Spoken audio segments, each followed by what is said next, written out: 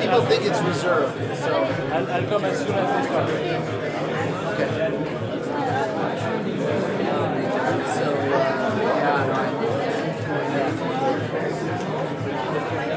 I think I'm on the website. Yesterday we went.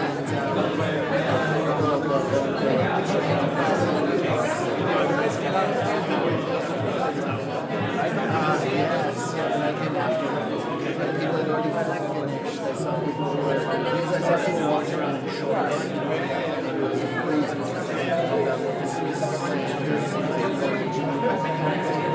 And then I saw Migro and sponsors.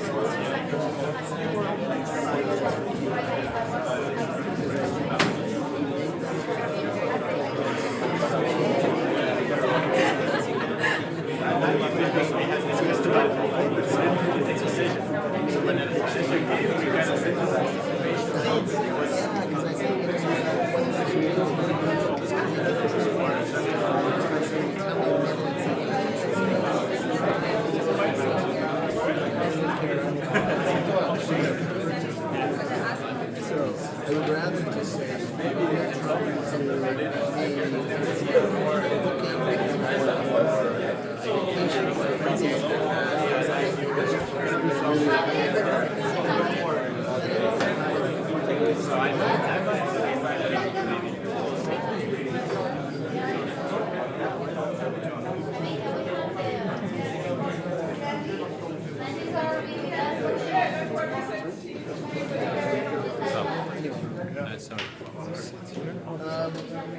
Hi again, everybody. Oh, you want to sit here and I sit? Hello. It's okay, as you wish.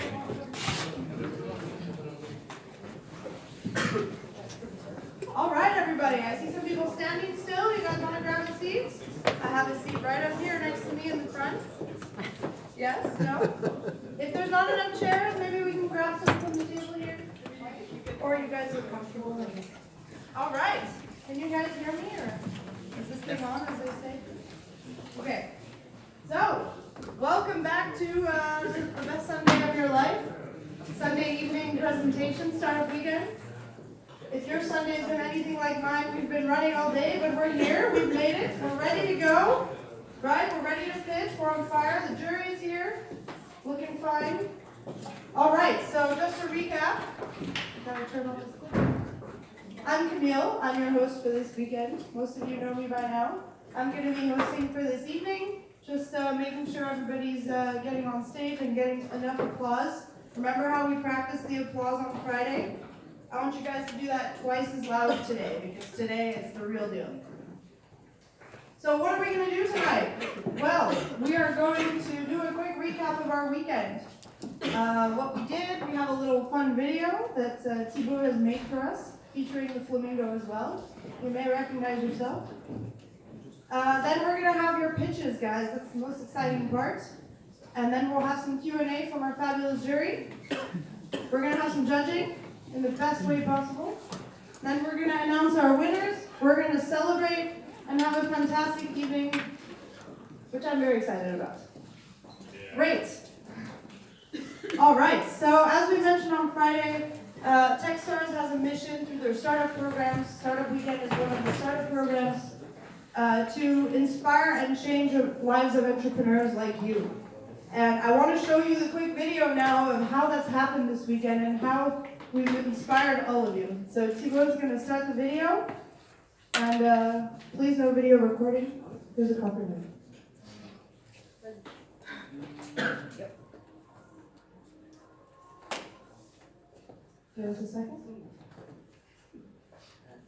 This is the suspense. You don't know which footage is in the video. So if you're on camera, beware. I haven't seen it either, so I can't warn you.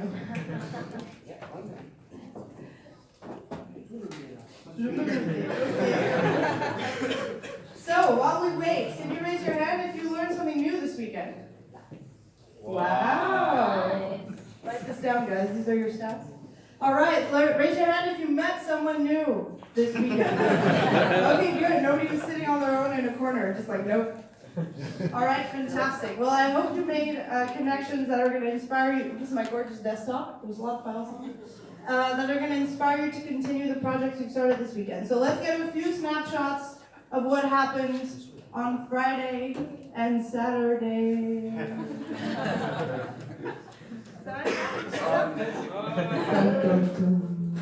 Ok.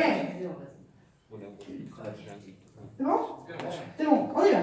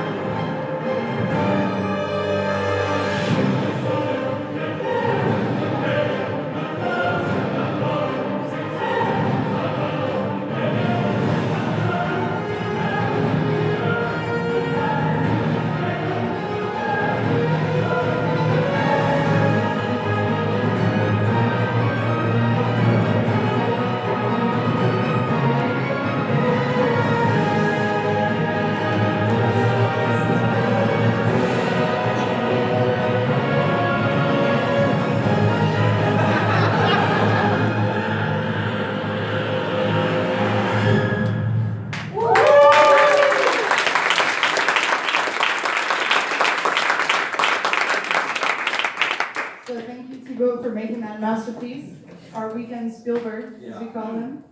So, anyways, those are a few images of you guys working really, really hard to work on these ideas that we're about to hear, so the judges get an idea of the amount of work that actually did go into this. It wasn't all fun and beers, as they say. So yeah, I just asked you who met someone new, who stepped out of their comfort zone. Anybody did something new they were really afraid to do? Really? Nobody? Yeah. Everyone's like, yeah, I'm fine with that. No? Guys, who did something new that was really scary, but they still did it, now they're super proud of themselves? Yes. I want to see some hands up. Okay. Validated an idea. Who got some validation this weekend? Yeah? Who got some surveys in they're pretty excited about? Alright, great. Well, as I mentioned on Friday, learning is, I think, one of the most important things at Startup Weekend. It's not about the idea that you're working on, it's about committing to your team and committing to the process of learning about entrepreneurship. All right, let's have the jury over here. Let's give them a warm round of applause. First of all,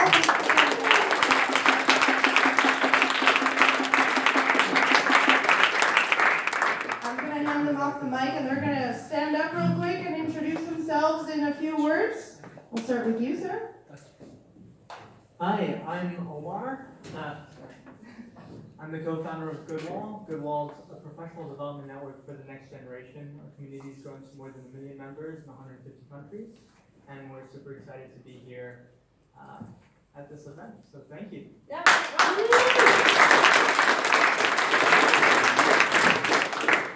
Hello, good evening. I'm Fabio from Symbiotics. So we're an investment company specialized in microfinance. So we finance microfinance institutions in more than 70 countries. And I'm also chairing an association just at the end of the corridor. It's about sustainable finance and it's about Geneva. So we're representing all the people working in sustainable finance in Geneva. Welcome.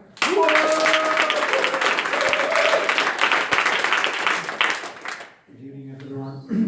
My name is Hubertus. I work for Valdevis. It's Switzerland's second largest law firm. Sorry, I forgot my tie tonight. We're working a lot with startups. We have a startup desk and working a lot with banking and finance. So that's why this startup weekend Fintech is interesting for us. Good luck. Thank you.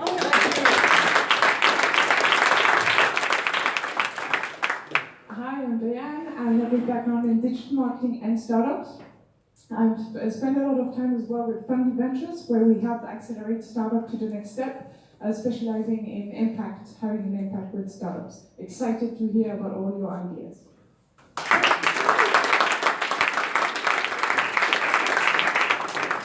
Well, you saw me all on Friday, so I'm Adela. So I'm Executive Director at Vision, and I'm in charge of the 3 accelerator, Fintech, PropTech, and LifeTech. And I hope we will have some winners that will join us next year. Thank you.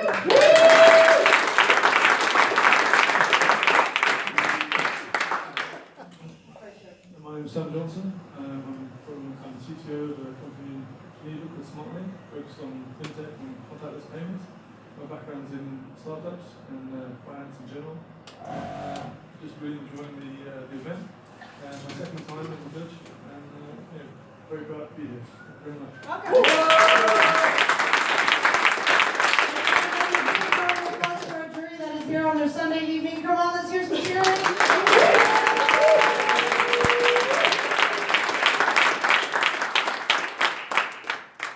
All right, now the fun questions. All right, judging criteria. We went over this quickly on Friday. You guys went over this just now, but a quick recap. This is what we're looking at this evening. Have we validated? Did we go out there? Did we talk to people? Real people, not just like our own team. Did we make something that we can show? Click-through prototype, little MVPs, mock-ups, and do we have a business model? Are we gonna make money with this? Because that's very important to a lot of people. So, these are our criteria, just as a recap, and everyone has them in their deck, I know. Perfect. All right. Real quick, how does pitching work? Well, each team gets 5 minutes to pitch and 3 minutes of Q&A. While the first team is doing their Q&A, the second team is going to be setting up. Did we have all the decks on one laptop? Okay, never mind. So during the Q&A, you're gonna stand up and come line up to pitch next. I haven't told anybody the pitching order. Yes, that's on purpose. I will be calling you up as first pitcher, and then I will call up the people that should be ready to go next. Does that make sense? I really want you guys to cheer very hard. You guys have worked really hard on these projects. You know how hard it is to get up here and pitch. So I want to hear the best cheering in the huge wide world. And please tweet about each other. At Geneva Fintech is the handle of the startup weekend team. Let each other know online how cool everything is looking. That would be fantastic. Okay. So let me get my pitching order. Very high tech.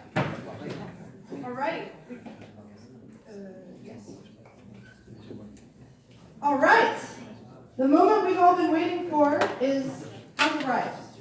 You are all ready, even if you think you're not, because you have to be.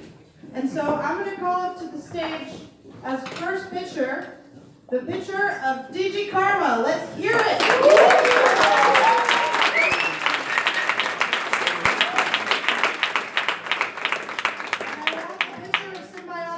Ready to go next. All right, sir, let's hear it.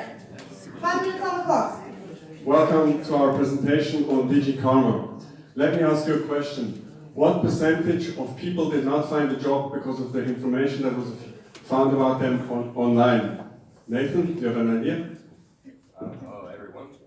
Everyone. That's very ambitious. 10%. Not quite. Any other takers? 10%? 10%. No, don't be so modest. It's 85%.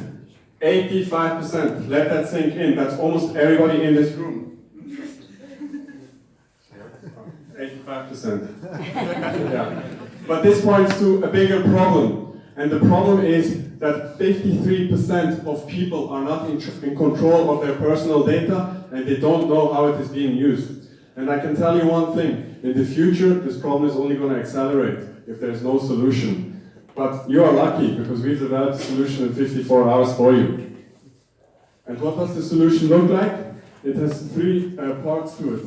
The first part is a data audit that shows you where your personal data is spread across the internet. The second part gives you the opportunity to erase or improve on data that is online. So you can delete pictures that you don't like, or if you got a promotion and that is posted on LinkedIn, you can optimize that.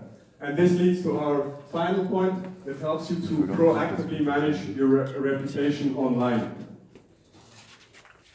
Here you have an overview of companies that collect data, and there's a lot of competitors, but the way we differentiate ourselves is we don't just do a data audit, we also give you insights and recommendations on how you can lead your best life, as just explained right now. So this is our unique value proposition. On the one hand, we help you to sell data that you consent to. And the key word here is consent. You have to consent to it, otherwise you will not sell it. Then we will also automatically manage your data. You'll get alerts when new data is available about you. And then the final step is we integrate with all the emerging technologies like IoT, wearables, you name it. And then based on that, you will receive life hacks on how to live your best life. What does that really mean? We see the value that we can add. This is the Johari window for those that don't know. And the Johari window shows the relationships that you have with yourselves and how others perceive you. And the key window here is the window that you don't know about yourself and others don't know about you. And because so much data will be generated about you, we believe that this is where we add key value. So let's say the data shows that you have a sickness that is developing that will allow you to proactively manage and respond to that development. This is just a quick view at our MVP. On the left-hand side you see the website, and on the right-hand side you will see what kind of a basic dashboard would look like. Now, you probably all have been asking yourselves, how does our business model look like? Here you have our business model. First, we have a free version, where you just get like your data audit, where you can see where your data is. The second point is the silver membership, that allows you to do basic modifications, like erasing pictures that like we discussed earlier, and that will cost you $4.99 per transaction. And then the gold membership builds on the previous two membership models, and it comes with alerts and, as we already mentioned, recommendations so that you can improve your online life. Now, another key question is obviously, what is our go-to-market strategy? Here you have it. First, we will do manual recruitment at events like Startup Weekend. Then we will go to LinkedIn, because we feel those are very sensitive audiences. Then the third step will be social ads. And finally, we will end off with partnerships with IoT companies. Now, what the market size looks like, we have 500 million users on LinkedIn, and we anticipate that we can get 50 million users in 5 years. Now, what does the financial projections look like? It's very easy. In the first year, we believe we can get 7,000 paying users, and then, as any confident entrepreneur that really believes in their idea, of course, the hockey stick growth will follow. That's very clear, right? Right? Yeah. Yeah. Come on, guys. Right. If you don't believe in it, then why do you even try? You have to believe in it, right? So, thank you very much.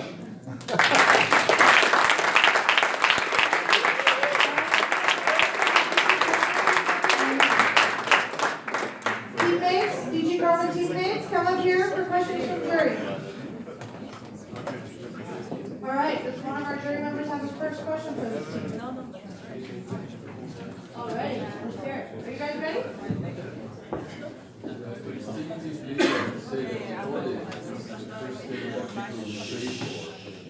And you decided to make it free. So how do you think people will like continue the different levels of information? Well, I think first of all you need to become aware of all the data that is online available about you, and like if you see that there is negative information available about you, then I would think you would want to take action to remove it. So I think first has to be awareness as the first step, and that's what we provide you. But then in order to improve your online reputation, you need to pay if you want to take action. Yeah, just add something. Actually, the competition does it already for free. So you can connect to your APIs, to your network related content, and gather all the information together. Now we want to bring some added value with AI, that go deeper into the research or data related to you. And this might be an improvement that justifies to pay something. But just gathering the data that's related to social network is not sufficient on the market to justify anything to be paid. Because it's already free. Yeah. Well, it takes a lot of time to gather it, but it's possible to do it free. So that's also the thing that it's much easier, you know, when you turn free, magic happens. So if it's free, why not trying, you know? It's like, free games always get more interested games that cost upfront. So yeah, if it's free, we believe that it's easier to recruit people in, and more or less people would have something that they would find that they would want to action, and we think it's a good way to market. Thank you for your presentation. I'm intrigued. So you're saying 4.99 francs per action, and then the subscription. How did you come up with those numbers? Did you check your willingness to pay? How did the cost of acquisition? How did that number come about?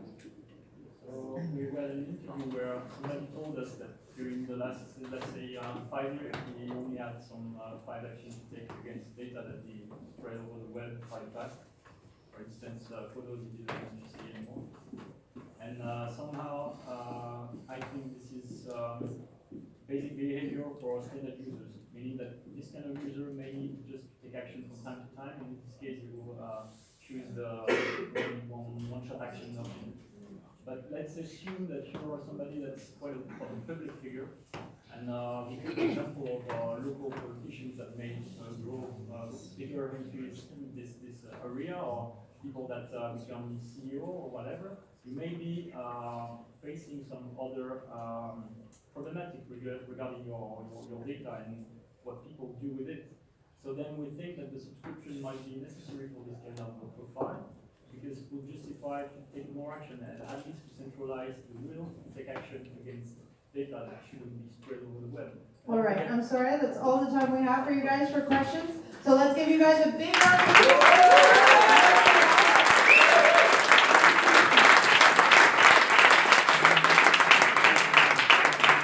And I want the picture for Symbiotics up here. Let's give them a warm welcome. Woo!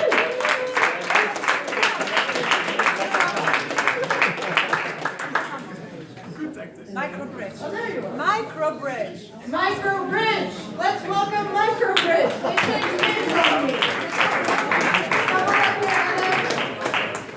All right.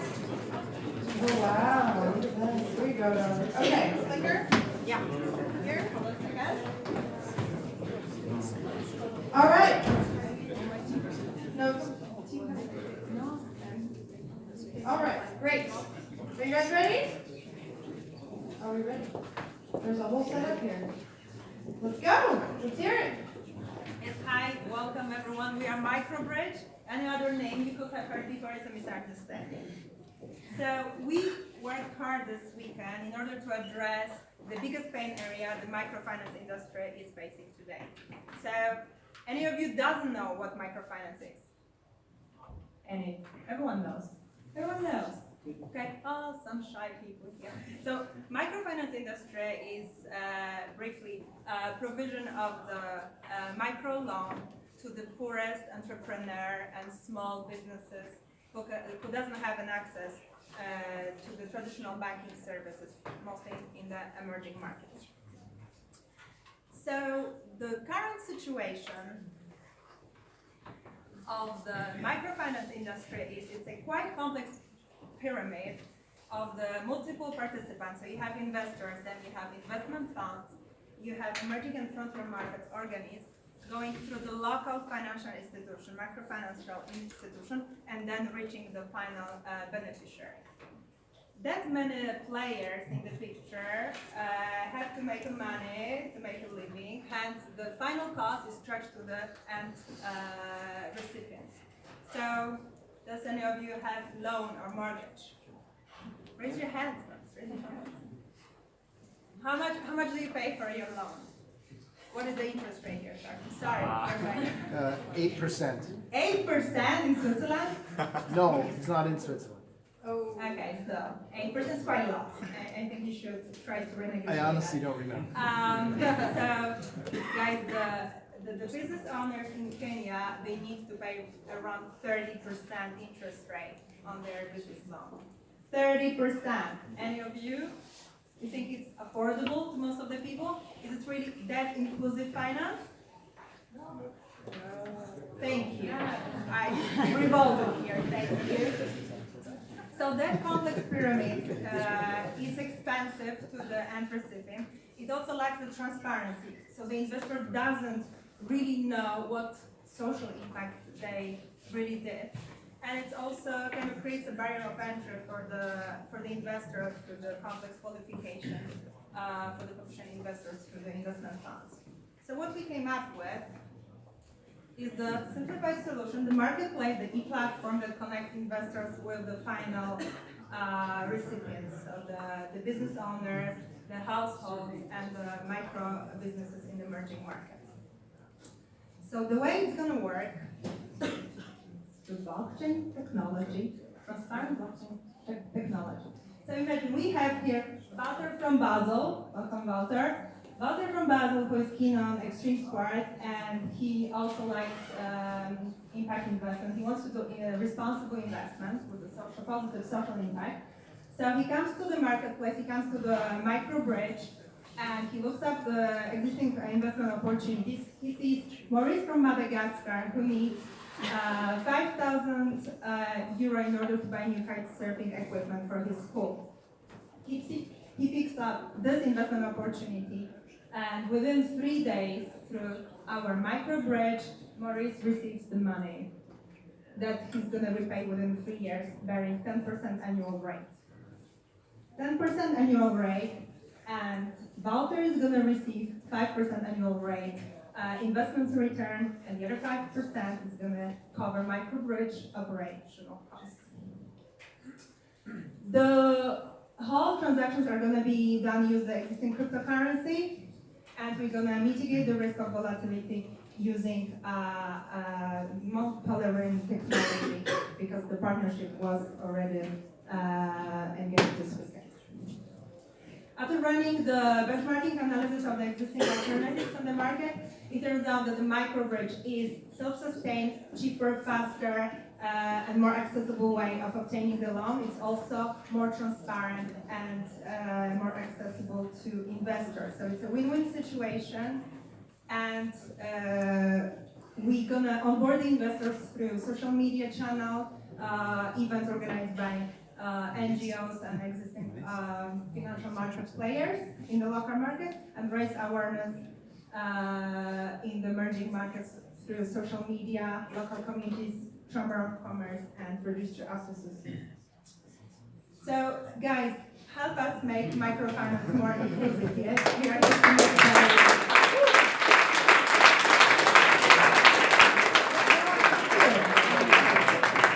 All right, the whole team is already up here. Perfect. Who's got our first question? Adela, great. So my question is, how do you get to the borrowers? Knowing that it's an emerging markets, they have no access to internet. They have access to internet. Some of them. Well, in Madagascar they do. Well, it In depends. Africa, most of them have. Yeah, take it, it's yours. Actually, I go to Madagascar at least once a year, and I was quite surprised to observe there that the first mode of payment they use is cash, of course, but then it's really a mobile payment. And I was quite surprised that they're used to this, whereas myself, I'm not. So there's, and it's pushed by mobile operators in the country as well, so we'll try to leverage that, for instance. You're focusing on Madagascar or emerging markets? Emerging market. Emerging markets, Yeah. But just to give you the example that in Madagascar, the population is on board with the digital platforms, and I think in Africa in general, they're quite advanced with digital technology. So we may assume that they may not have access to digital mobile phones, but where in fact they have a lot of, they're very much on board with their digital technology. How are you using the technology to mitigate the risk to leverage more?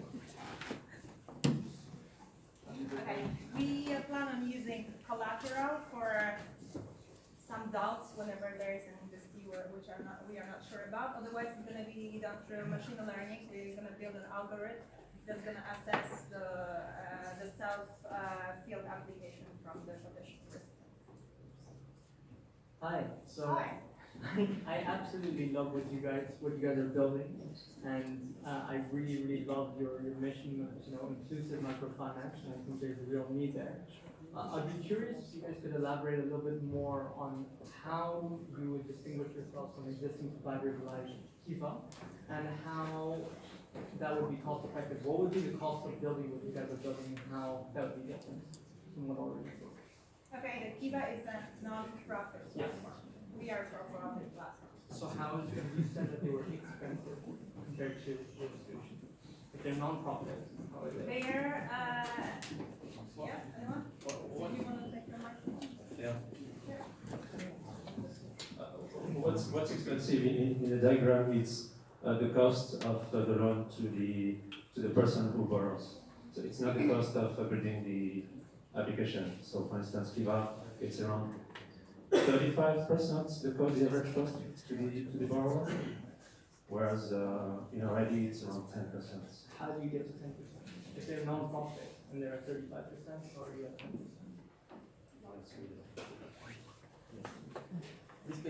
This basically is done through blockchain technology, because the cost for transferring the money through the blockchain or in storing the money in the blockchain is basically zero compared to the others. And so we still have a cost, but we are calculating on something like 8% plus maybe another 2%, which brings us to roughly 10%. And this we will.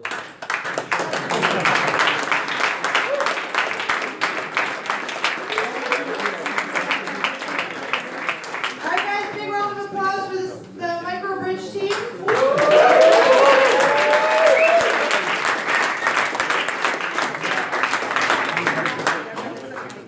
next we have a team, you guys. They went through everything this weekend. They almost gave up 5 times. But this morning they came back and they said, you know what, we're gonna do it. We're gonna make something, we're gonna pitch it tonight. So today, this morning, new idea, validation, mock-up. So let's welcome the Indiana Croft team to the stage.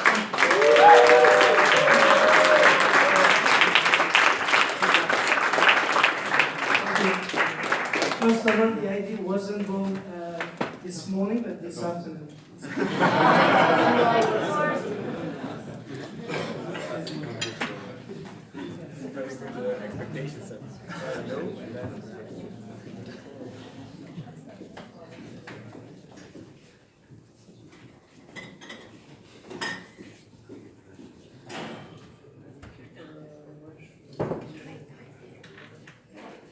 So, can you hear me? Yeah? Okay. I'm not really used to use a mic, so that's why, sorry.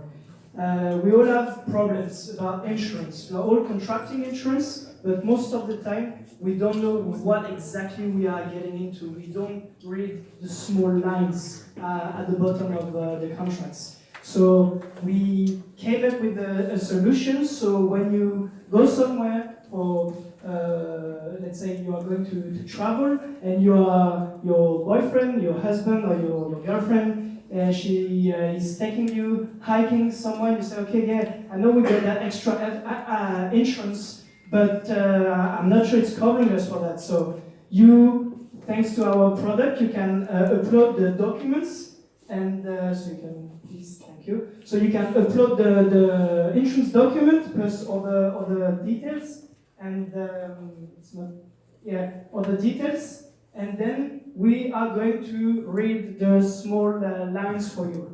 And then we are going to tell you, so once you uploaded your documents, yeah, the next one, you have to choose which insurance, you have to let us know which insurance you are registered with.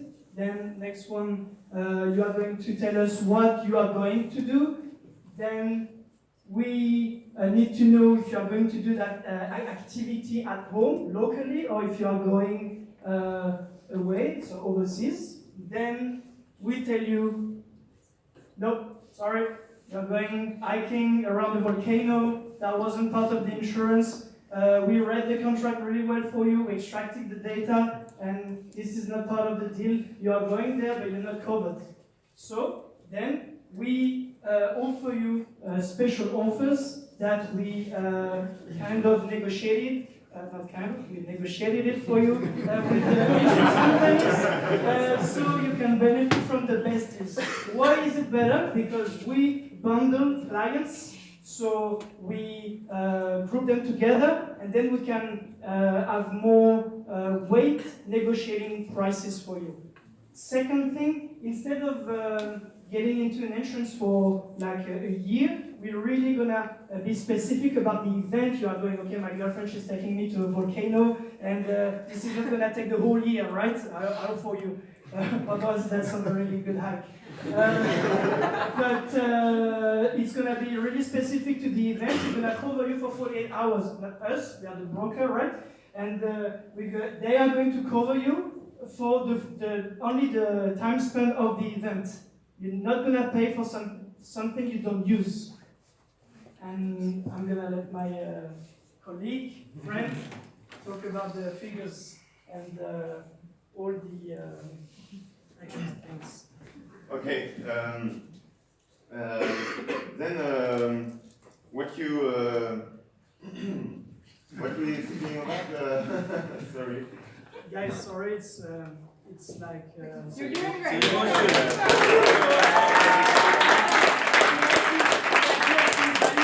First by you, not all of you, unfortunately, but we spoke with most of 5 people, and they agreed that no one reads the whole contract. No one. That's true. That's the real problem. Like what we do, we read it for you. You upload the contract. And then when you need to know, actually, am I really covered for that? We tell you, no, like this is the limit. This is the border. We give you the boundaries of what you can do and what you cannot do. And then we offer you the addition to buy something extra, but not for the long run, just for the specific event that you are going to target. And then figures, 60% of people pay for things that they don't use. Even they take a travel assurance or something up their normal assurance, they don't even read the exclusion of this assurance. So this is what we are for. Yeah. And bear in mind, this is version -2. So there's a lot of features that you can add to that product. Obviously, bundling clients, but also tracking the dates at which the contracts have been taken, and so we can remind you that you've been contracting something on a certain date, but it's going to be renewed, and you don't need it and you don't want it. So we're gonna remind you, okay, you contracted that, and you don't need it, and you should. I mean, maybe you need it, but if you want, you can unsubscribe. All right.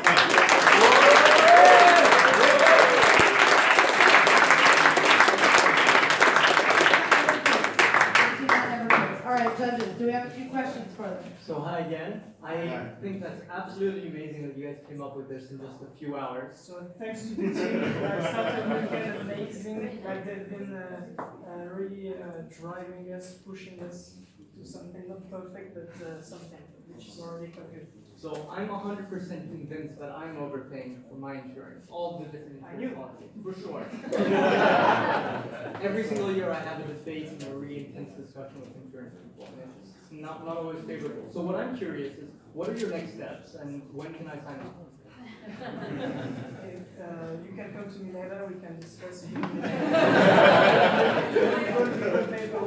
But the next step would be to get traction, because the whole idea behind it is the community. So we go to the insurance company with volume. That's the way to leverage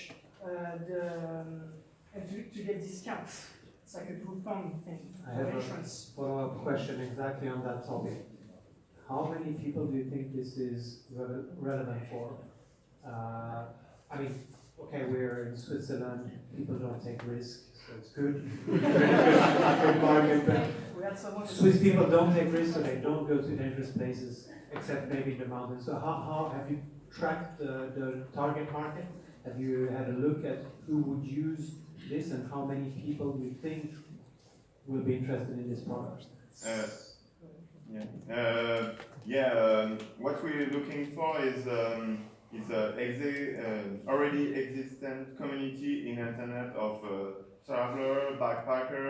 I think we can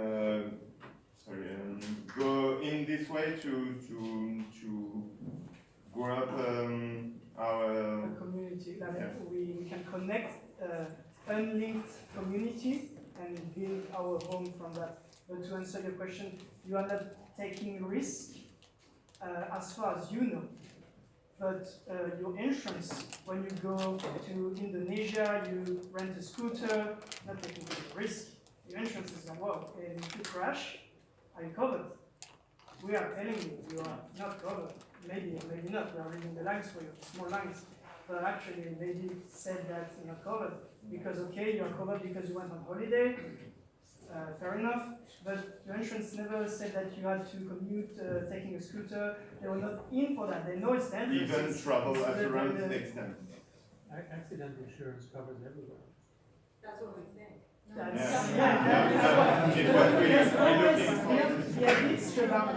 There's always boundaries, and sometimes you just step out of the boundaries of your coverage.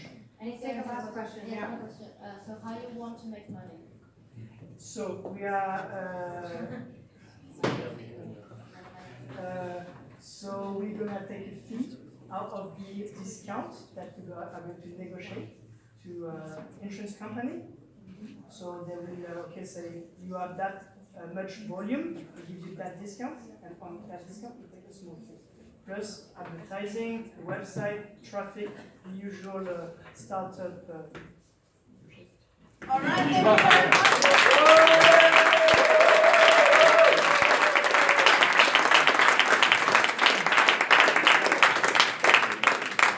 Great work, great work. In a few hours. All right, up next, I want to welcome the ladies from Motivates. Let's give them a big warm welcome.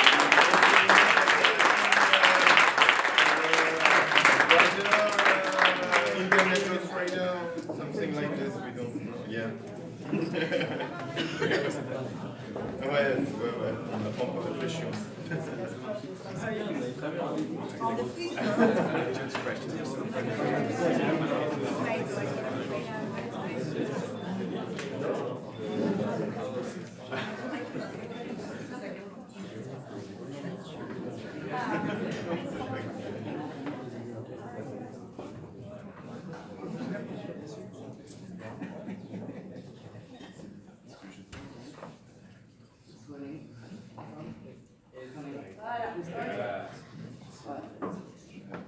Hi everybody, thanks for coming, thanks for listening. How many of you have got a bike that you very rarely use? And a gym membership you very rarely go? And how many of you have made New Year's resolutions that you actually never keep? Quite a lot of you. Yeah, welcome to Motivate. Oh.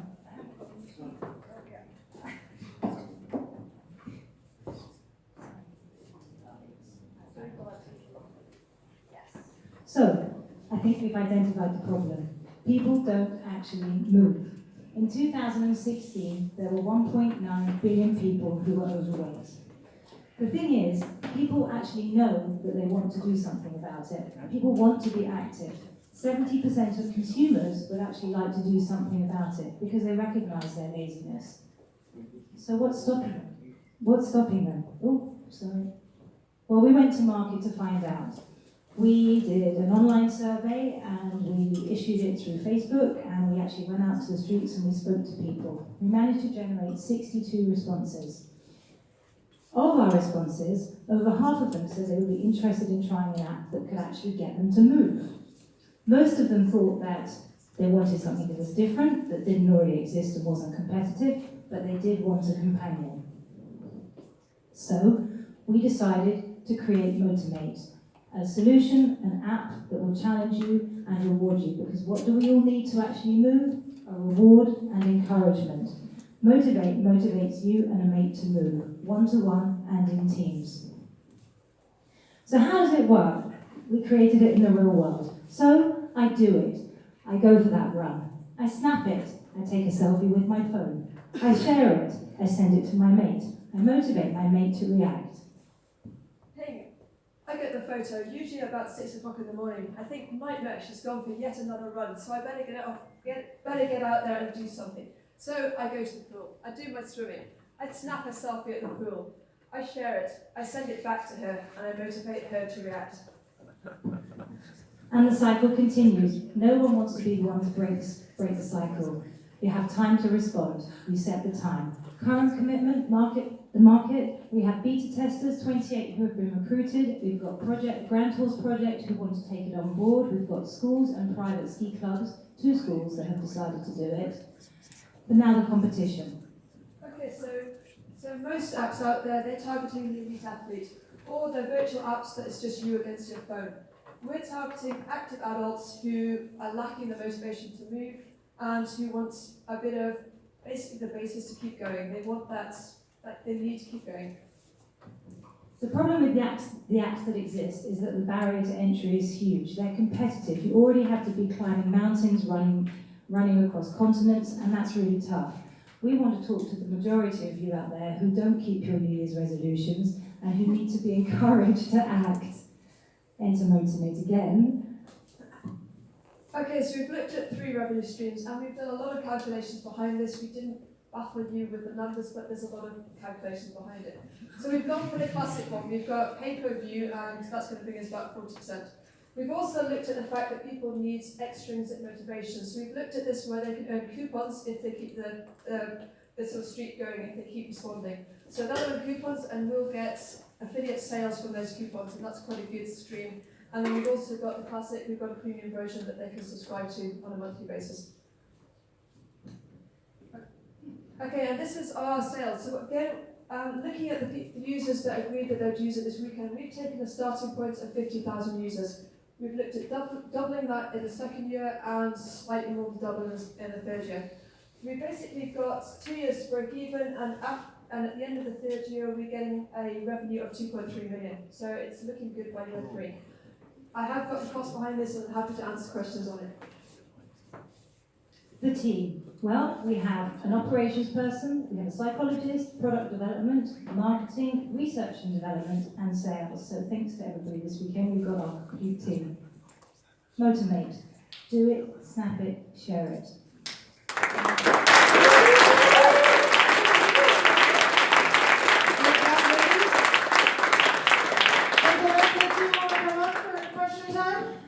Let's hear our first question from our judges. Who has our first question?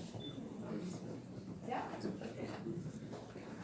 Thank you for the presentation, exciting. I like how you get two people to engage. Have you thought about integrating with existing platforms versus creating an app? Is it something you looked at? We've looked at the existing platforms that are out there, and I think we looked at, because we're slightly different, I think we're doing this accountability. The accountability side is slightly different to what's there. We've tried the apps that are there, and it's not quite, they don't quite cut it. So we thought actually creating an app that people would then stay within our app is probably the initial idea, but we'd be happy to get extra options. How will you avoid that people cheat?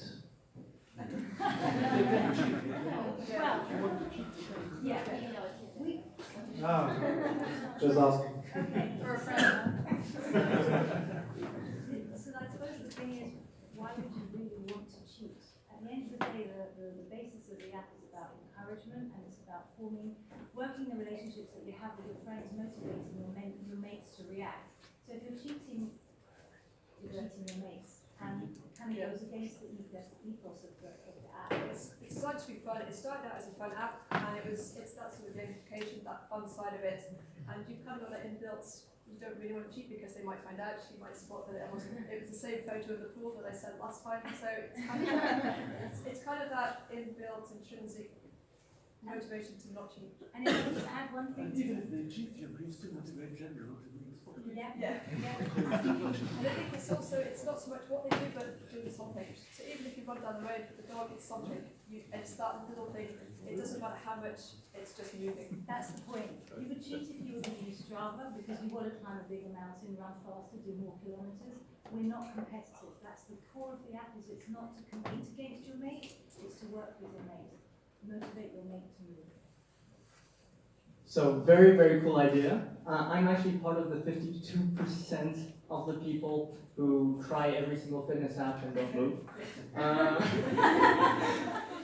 I actually tried a similar solution where, with a group of friends, we put together a WhatsApp group and we'd share photos whenever we went running. Unfortunately, we just stopped doing it and it just died. I think that's where we started, and that's the whole thing where we started. I would get these photos usually at 6 o'clock in the morning on my WhatsApp, and so I would respond, ping it back to her, then she would ping it back to me. But the WhatsApp, it didn't have that sort of time element. So what we've built in is a time element. A clock starts ticking. The minute you open the photo, you start the clock, and you've got that time to respond. So you've got a ticking clock to respond. So it kind of drives you to respond. It's fitting in with the streaks with a purpose. We've looked at the Snapchat streaks, and people, they're meaningless, but people do them. And want them, even though they're meaningless. So this is the sort of streaks with a purpose. It's that desire. You don't want to be the one who breaks the chain. If I got sent a photo, I didn't want to break it. I love the carrot, but is there a stake? Is there something that happens when I break the chain? I suppose your mate gets really mad at you.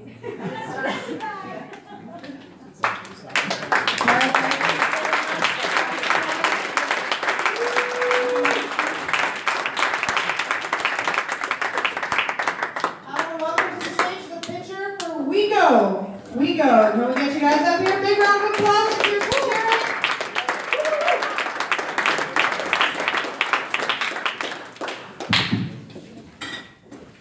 All right.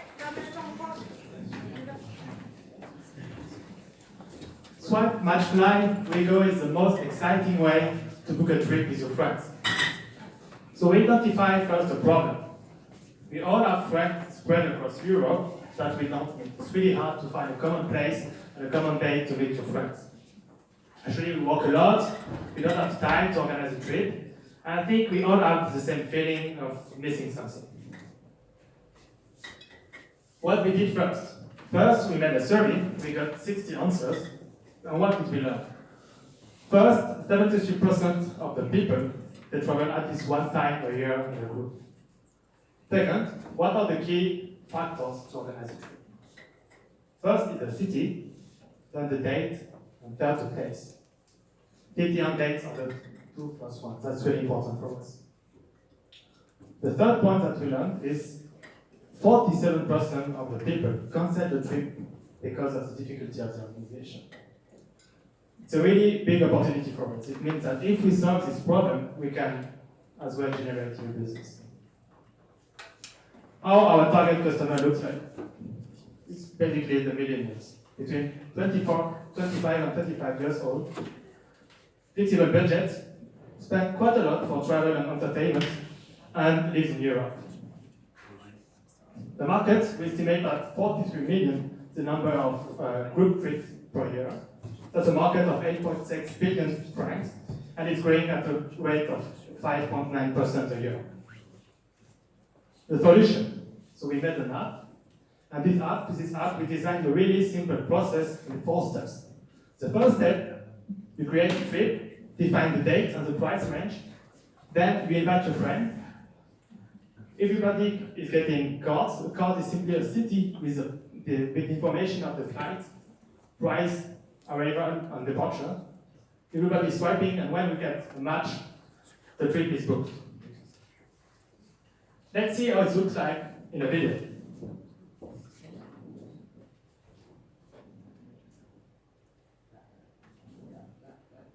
Jean-Michel is living in Geneva.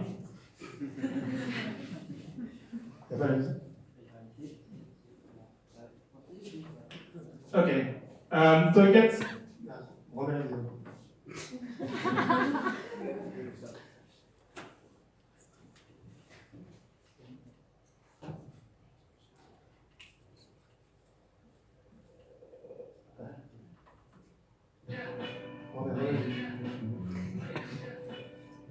Sorry for that.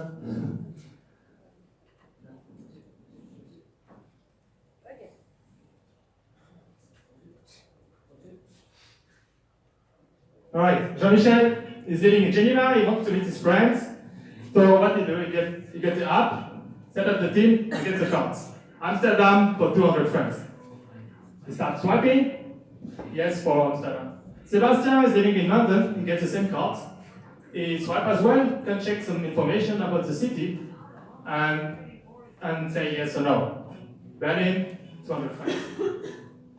Third person, Gabriel, is in Paris, gets the app, and makes exactly the same. Berlin, yes, and we get a match. We go.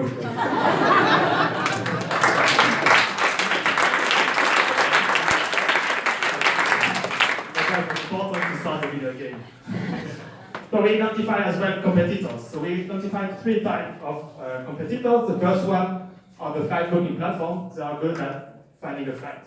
The second one are the meeting organizer like Doodle or Need to Meet. They are good at finding a date.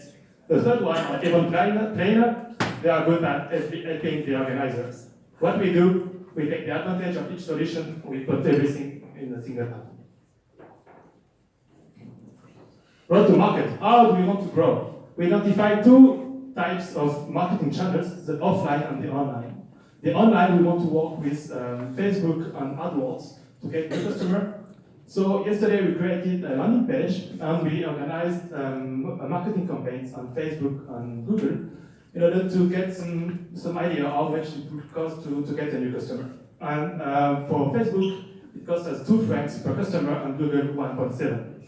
The second kind of channels that we want to use are the offline channels. So we want to work with Erasmus and alumni networks and bachelor party organizers.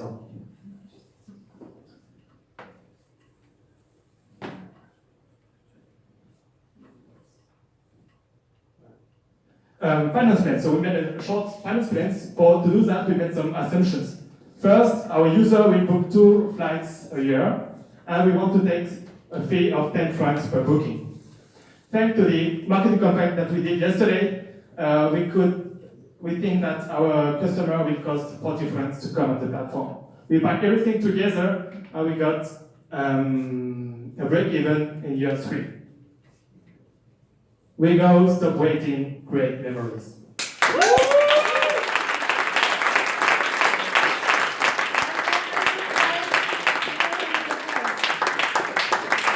All right, judges, any questions to start us off? Hi again. So I absolutely love what you guys are building. Just a little question related to your name, Wigo. Maybe you've heard of another app called Wigo, which is essentially it's a college event app, very very popular, but now dead, recently dead, called What Is Going On. So are you convinced that you're going to stay with the name Wigo, or is that something that... It was great with the song, so we can... Oh, okay. We had to change it afterwards, but it's on the project, the name. We can back it afterwards. Okay, great. Well, it's a great project. Very cool. Actually, you resolved one of my biggest problems with my friends, which is crazy. I have 2 questions. One, why focusing only in Europe? And my second one is how you calculated the 10 francs per transaction.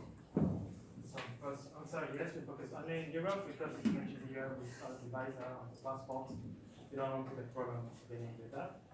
And the fees, actually, so we did marketing campaign yesterday. It means we know how much it costs to bring a customer on the platform. And based on that, we evaluated the cost, and then we decided how much we have to make in order to cover the cost. This is how we cost from cost to revenue. I think it's really good presentation. How are you going to encourage long-term engagement? Actually, we can make some kind of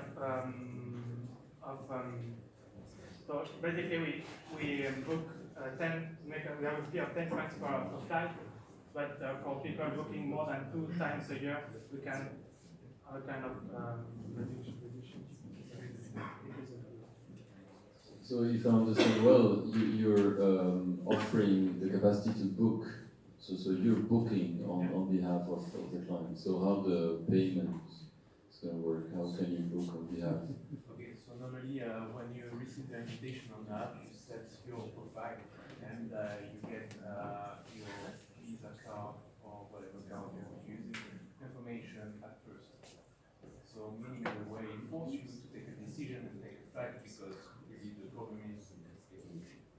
Do you think people would like to be forced, or do you think, have you thought about maybe suggesting a solution and not forcing a solution? Once the match is found, so we have a timeline, we get a timeline like a day or less than that to the people to finalize the book. All right, guys, thank you very much.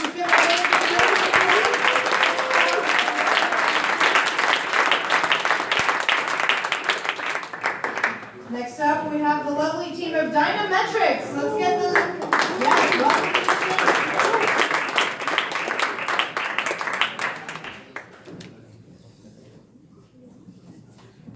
Hi everybody, I'm representing Dynametrics very proudly, and I'm going to start with my story. Basically, I've been working many years in banks as a relationship manager in corporate banking, and I'm sorry I'm losing my voice, but basically it used to really piss me off because big companies would easily get a credit, even though their business model might be completely outdated or they're completely corrupted in Africa and elsewhere, talking about oil companies or metals companies.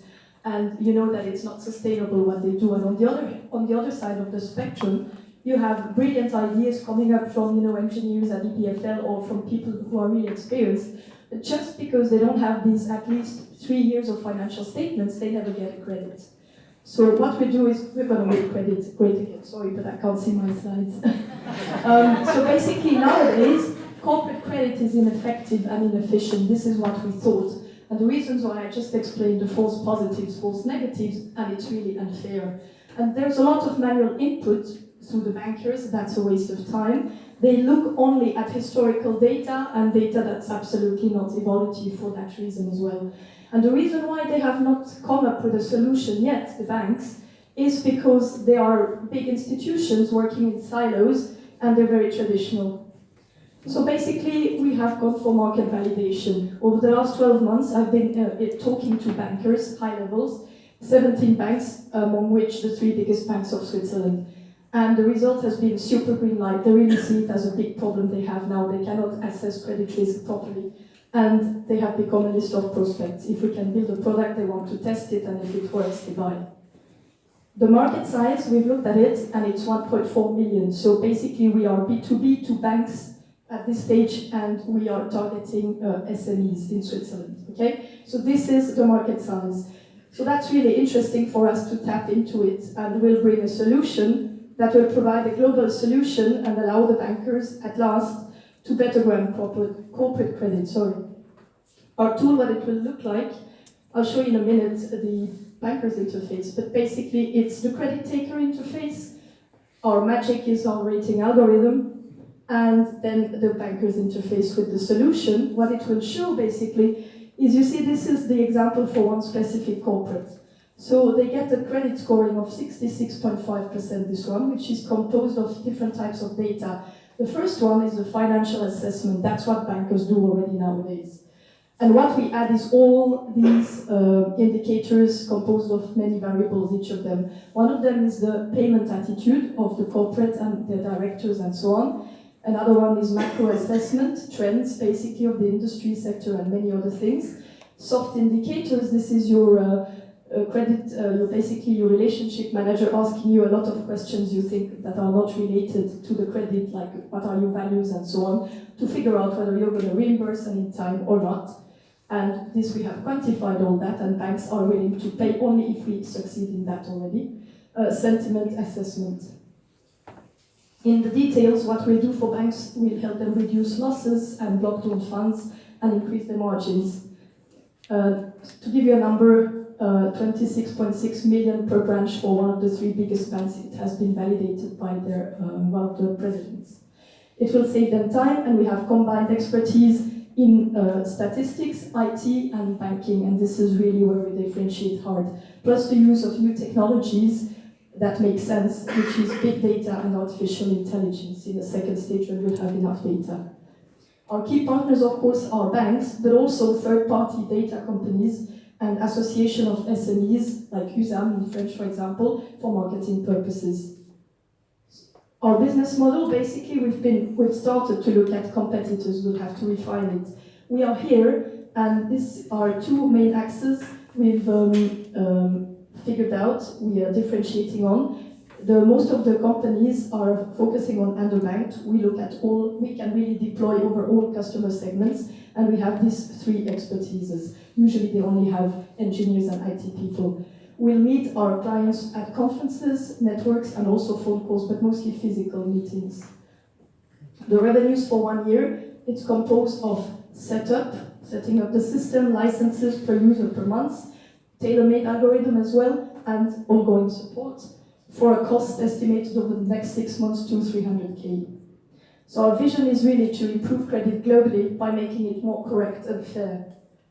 And this is our roadmap to do so. First, as I said, we target B2B SMEs, and over 2018 we'll deploy over all customer segments, and the year following globally. And in 2021 we'll start with our B2C product, and finally use blockchain as a certification, a way to certify participants.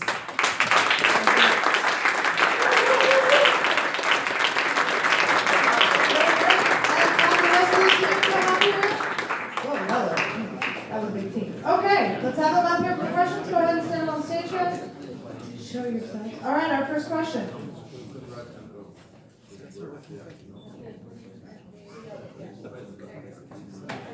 Okay, sorry. Congratulations, it's a very interesting topic. But do you know why the size of loans to SMEs has reduced, I think, 30% in the past 10 years in Switzerland? Of course. And the answer to that question is regulation. the Swiss banking industry has become more regulated in the last 10 years, meaning that the level of loans came from 45% to SMEs to 35%, even though SMEs make around 60% of the economy.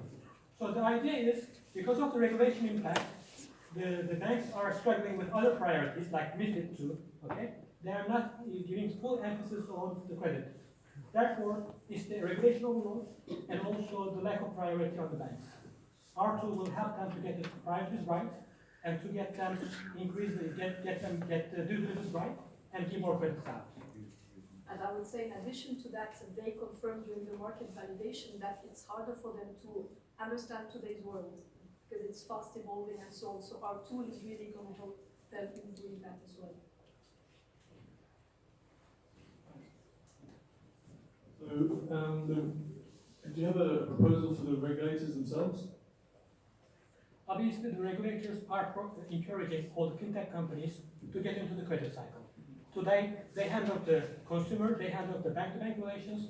Now they would like to get the cycle. This is a tool that FINMA, an organization like FINMA, will always encourage and will always adopt.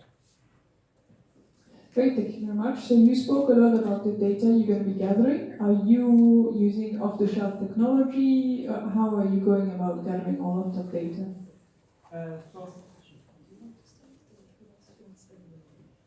Well, just basically, so around technology.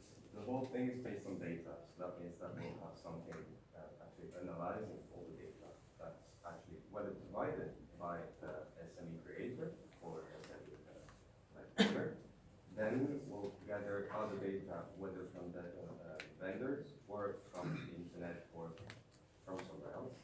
And we'll analyze all this through AI, basically what's on the moment. We need to really get into the subject.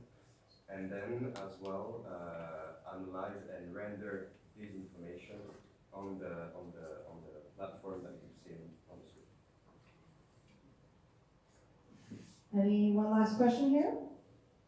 All right. Yes? Just a comment. Actually, we have one of our startups this year. It's called System Credit. It's doing loans for SMEs. And it's a little bit, just that you don't put it because it's quite new, but just so you know. So it works, it's working. So this is a good thing. All right. Congratulations.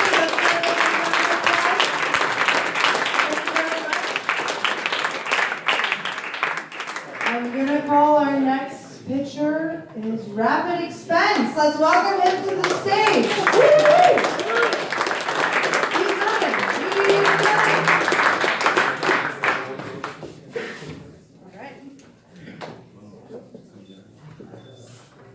So hello everyone. I want first to ask you a question. What do you think I've been doing for the last 10 years? Just a quick question. Exactly. I was an accountant actually. And I resigned 10 days ago. That's my face. That's me actually at the office for the last 10 years. What I've been doing here is data entry. My wife sent me actually a message on WhatsApp asking me, what are you doing at 10 p.m. at the office? And I sent her this selfie saying, I'm sorry, sweetheart, I'm actually just entering invoices in Oracle. So, data entry, it's a big problem in accounting, and I faced this problem. You probably guys, some of you have started their career as a junior accountant or something like that. They probably entered a lot of data in the system, in the accounting system. So, and I faced this for the last 10 years in my career, especially here, as using Microsoft Dynamics, SAP, Oracle, and so on. And so the big problem is really data entry, data and payment entry. It's really time consuming, and it's painful, frustrating. So, who are we talking to here with this solution for rapid expense? We are talking here to SMEs, CFO of SMEs, and private accountant, basically in Switzerland, because I only know the Swiss market and the legal and fiscal of Swiss market. Yesterday, what we did, we actually took our cell phone and called using local.ch, and we called some private accountants and ask them, what do you think about rapid expense? We also looked actually in job app and LinkedIn.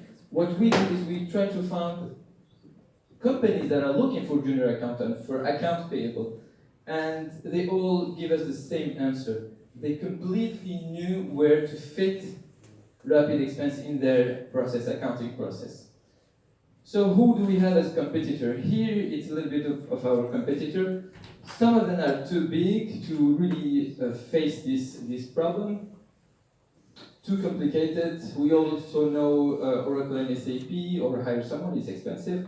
And Bexio, Banana, and Escare are doing the job, but usually they came with an IT consultant, and 6 months later, there is an upgrade, and you have to call them back. So, I mean, as an accountant, I can tell you, I had to more than once to call an IT consultant to fix some issue in our data. So, that's how it looks like. This is a quick demo. And so this is the home page. It's a mobile and this is a mobile and web app, and it's made by an accountant for accountant. That's how you log in. We have, of course, charts to understand more about invoice. This is how you upload. It's a drag and drop interface. This is the data, and you can edit and view your invoice in this area. There are more features like that you can see here. Some of the features are data capturing, of course, and using the technology of OCR technology. Smart invoice and smart payment are using intelligence artificielle. Thank you, to improve the data. The business model, we have 2 business models here. The first is a free trial, but the corporate one is divided by 3 models. It's by number of invoices processing, and in this case, 0 from 50 is 200 per month, and until 201 per month, it's of course in demand. You cannot imagine how many invoices we process in most of the companies, especially in Switzerland and in Geneva. Like Ralph Lauren, if you know, guys, they have something like 20 accounts payable, only booking invoices. The turnover is huge. Here is the revenue and the cost. I definitely believe rapid expense can grow organically because we know the market, we know the business, and this is what's next. Build a strong team, create a platform, and sell it. And we of course know that accounting, I mean, automation of accounting is definitely the future. The oldest accountant can tell you that it is the future. That's why I believe in rapid expense we can integrate an expense report process which is different than the invoice process and the general edge process too. Thank you for listening, and this is more about the video.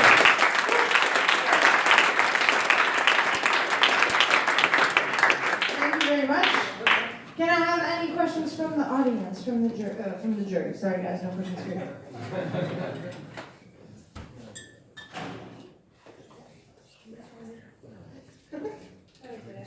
Just a quick question, because I'm not sure.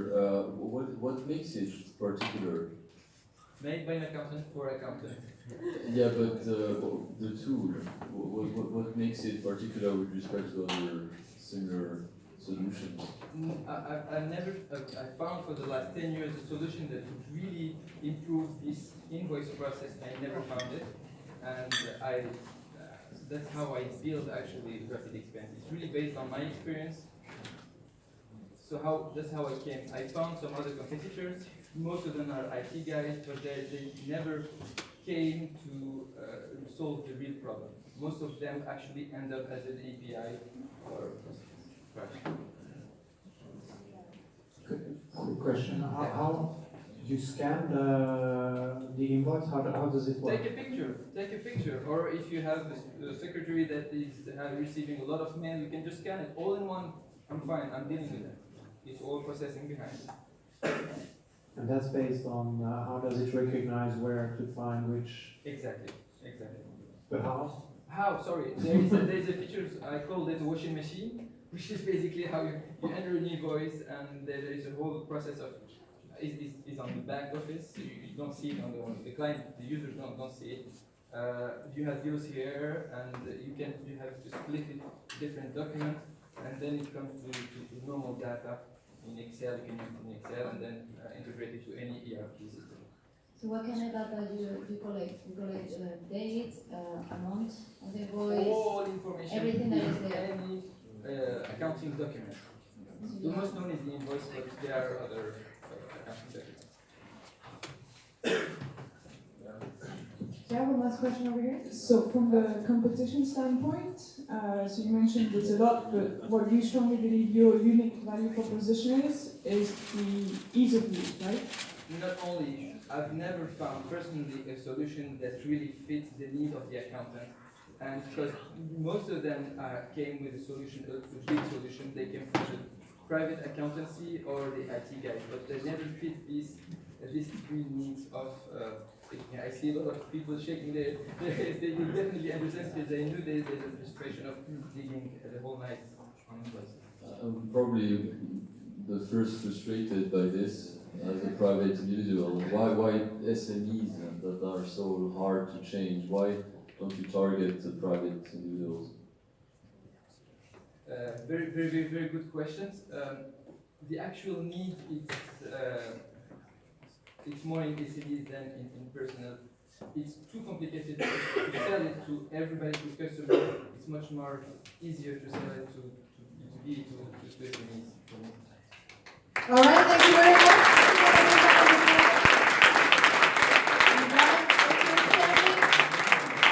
We have one more fabulous pitch this evening. Feel free to have a seat. I see some empty chairs. I want to welcome, as last but definitely not least, our last team, you get to the stage. Warm welcome.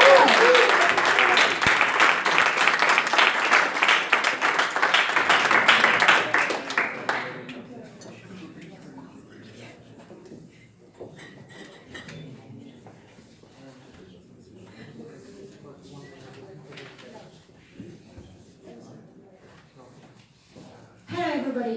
First of all, we would like to thank all the person involved in this weekend because it was an amazing weekend. Now I have 3 questions. Who lives near senior, who live alone, and who suffer from loneliness? And now, who lives near his grandparents? And how many times per year do you visit them? Just think about it. Have a problem, the problems we want to solve, because there are many problems. Loneliness is a massive problem, and we identified that in 2030, more than 25% of the worldwide population will be over 65 years old. Then elderly people. Multiple services existed today, but without any centralization or control. Then we are living in a gig economy, and most of the family are now decentralized. And at least employment. The unemployment is more and more important. And just for an example, women employees in Vaud is only 25%, and in Geneva, 36%. The big idea we have. YouGet Services. YouGet Services is a mobile and web application which allow geolocalization of free people and elderly people, and which allows to schedule visits. So it will help people who are free because they will have the opportunity to geolocalize elderly, to visit them, and then that will generate them some revenue, and it will manage also all the administrative part. Then, for the elderly, they will have regular visits from neighbors. For the family, they will have day-to-day interaction, and it offers them more reactivity, and we can also have some partners.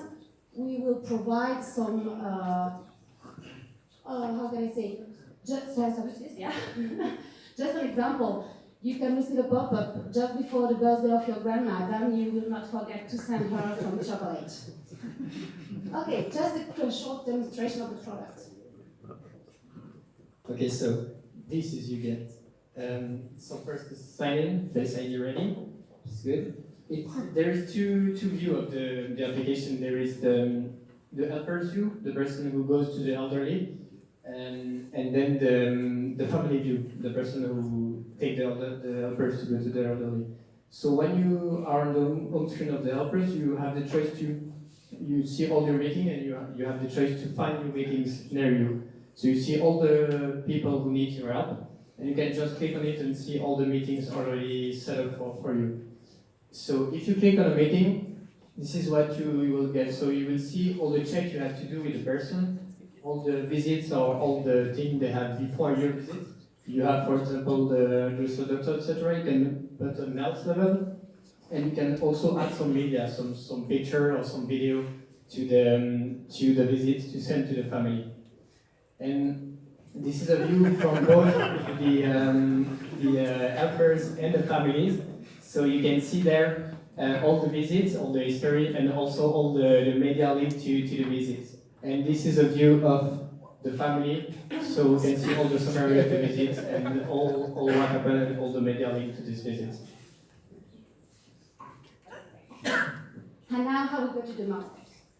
So many suppliers already exist in the market, but no one of them centralized their services. So we interview 35 persons, and the result is that 75% of this person could be interested in these services. Regarding the business plans, we need 100,000 Swiss francs to develop our platform. Then we should be profitable the first year, and we should have 10% income. The cost for the person will be 40 Swiss francs per hour. So just regarding the team, we have a team composed by five people, and famous people. Then we already have an advisory board who can help us to develop our business. And what? And the last thing I would like to say is, let's take care of people who give us life.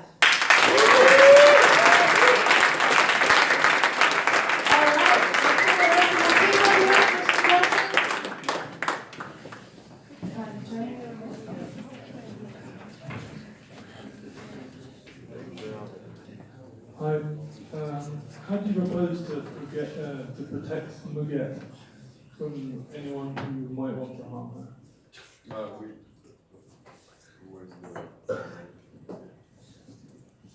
So with UGET, you are sure that your grandmother or grandfather is in security.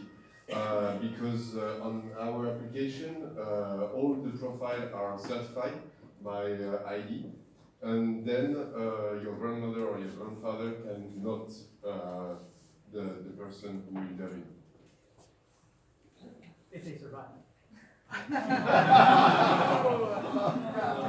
Do we have a follow-up question?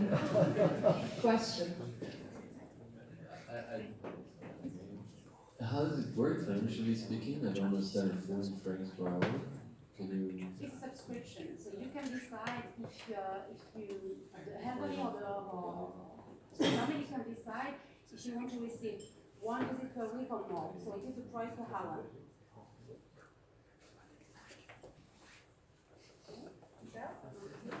Follow-up questions? Anybody else? Yeah?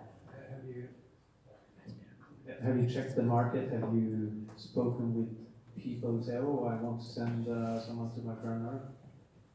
Yeah, we were at a survey on the internet. We got results. And now we know that. And how do you feel personally about sending someone else than yourself to your grandmother?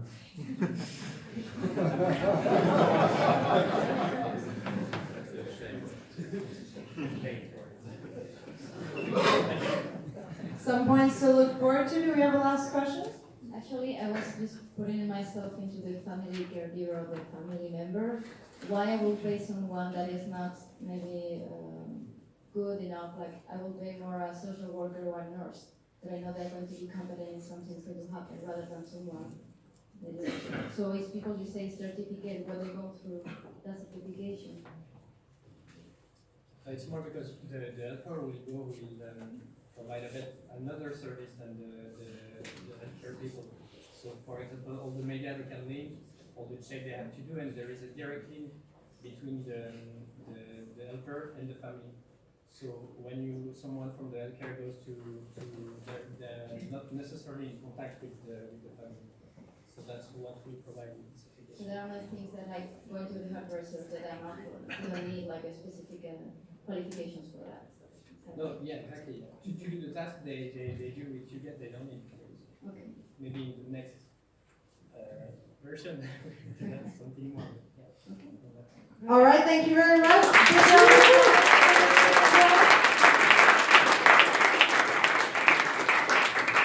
So those were our fabulous teams and ideas for this weekend. I just want us to give a big shout out and a big applause again to all of our teams.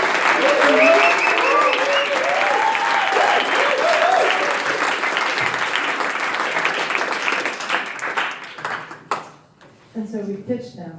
That's fantastic. All right, we just did a congratulations. You did it. It's fantastic. I'm very proud of all of you, especially the teams that learned what it's like to run into the wall 15 times before hitting something they can work with. So I hope again that you learned something very valuable.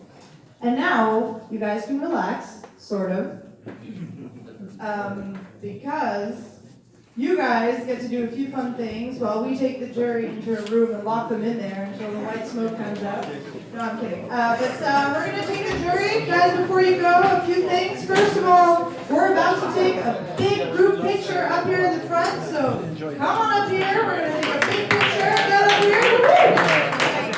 Second of all, our lovely German friends have their last survey of the weekend that they're going to make you fill out right now. And then after that, grab a beer and wait for the jury to return. So let's get everyone up here, organizers, judges, benchers, everybody. Let's get a picture. You're wearing a t-shirt, stand in the front.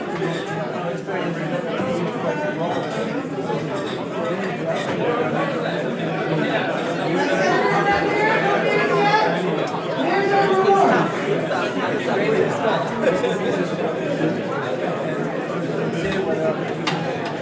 Alright, I still see people sitting, I see people drinking. Guys, let's go picture first. It's going to take 2 minutes. Picture time, let's go. That's fine, get in there. Visitors, including Al. Picture. There will be beer after the picture, hopefully. Let's go, organizers. Alright, get everyone to the front. Where's our photographer? He's ready. You have to tell us if it's what. Guys, let's bring it in. Let's bring it into the middle.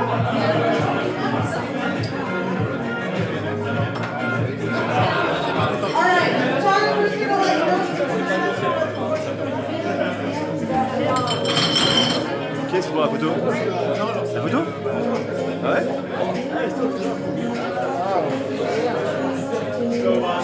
Allez les enfants! Ouais.